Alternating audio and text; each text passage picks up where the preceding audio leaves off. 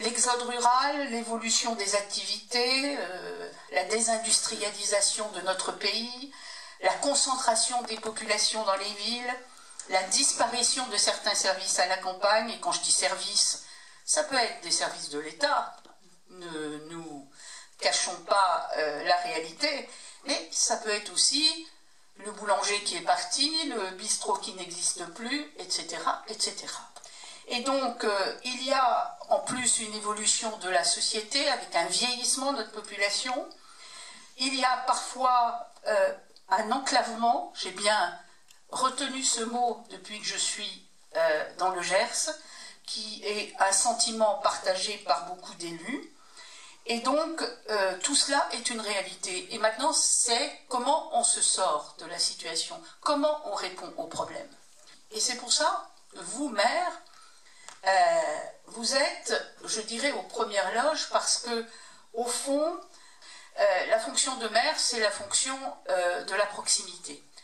Et s'il y a un mot que je retiens de l'expression de ce que j'ai entendu pendant tout ce grand débat, c'est bien sûr le mot proximité, au sens où les gens ressentent un éloignement du pouvoir, un éloignement de la présence dans beaucoup de domaines.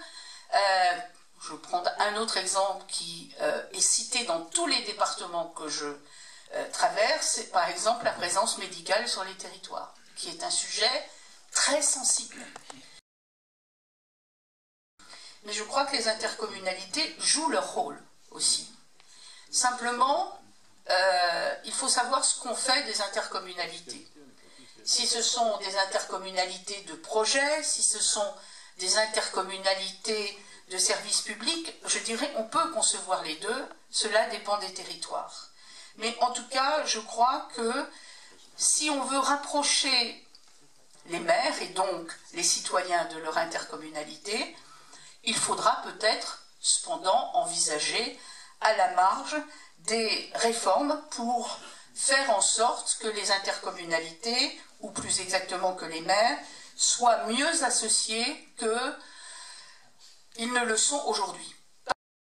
Le gouvernement n'a pas l'intention de toucher au principe fondamental qui est que c'est volontaire, les communes nouvelles. C'est-à-dire que nous ne rendrons pas obligatoire de faire des communes nouvelles. Nous pensons qu'il ne faut pas faire une grande réforme territoriale. Deux politiques que nous avons initiées, que le gouvernement a initiées, à partir l'analyse qui a été faite sur les territoires, c'est la politique cœur de ville, ou encore la politique industrielle, enfin plus exactement, de territoire d'industrie. C'était le constat qu'un certain nombre de communes moyennes en France, qui jouent un rôle de centralité, comme le joue Auch ici, c'est-à-dire des communes qui sont comprises entre 15 000 et 25 000 habitants, avaient besoin d'être soutenues dans notre pays. Et ce qui est très intéressant, c'est que le gouvernement, et ça explique l'idée fondamentale dans cette France diverse qui a évolué, je ne reviens pas comme je l'ai fait tout à l'heure, entre mégalopole et campagne, etc. C'est l'idée qu'il fallait répondre par une politique d'accompagnement de l'État, mais avec des projets locaux. C'est-à-dire que c'est Auch qui décide ce qu'il est bon de faire à Auch comme aménagement. Alors ce n'est pas des capacités uniquement industrielles, c'est aussi dans le domaine du logement, dans le domaine de la culture, dans le domaine de l'économie en général. Donc, vous voyez, l'idée c'est de partir du territoire et de contractualiser, au fond, avec les territoires pour répondre très précisément à leurs questions. L'idée, c'est l'Europe qui l'a eue. L'Europe qui est parfois très critiquée. Mais il y a une directive européenne qui a été votée, très soutenue par la France. C'est l'idée de trouver des réponses spécifiques au monde rural. Alors, bien évidemment, cet agenda rural intégrera d'une manière générale les politiques d'enclavement, les politiques de santé. Vous voyez, c'est quelque chose qui voudra, au fond, répondre aux questions spécifiques qui se posent dans le monde rural. Mais le monde rural, je ferais mieux de dire les mondes ruraux. Qu'est-ce que c'est que l'Agence nationale de cohésion des territoires? Je vais vous le faire très simplement. C'est de réorganiser des services de l'État pour les mettre davantage au service des territoires. Les élus qui auront un projet et qui manquent d'ingénierie technique, d'ingénierie financière, etc., pourront s'adresser à la préfète pour que l'État accompagne ces territoires. Je suis de celles qui croient aussi à la déconcentration de l'État, d'une manière générale.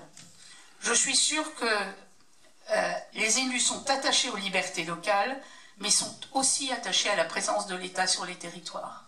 Et donc, moi je crois que déconcentration, ça n'est pas antinomique de liberté locale et de pouvoirs locaux. Un peu comme démocratie participative n'est pas antinomique de démocratie représentative.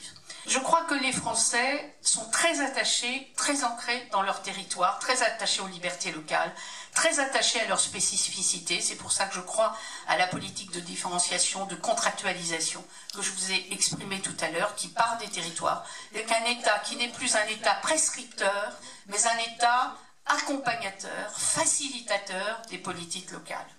Je crois que dans le monde dans lequel nous vivons, c'est ce qu'il faut développer. Et enfin, je crois profondément que les Français sont aussi, puisque nous sommes les représentants des Français, aux responsabilités que nous occupons chacun les uns et les autres, nous sommes les représentants des Français.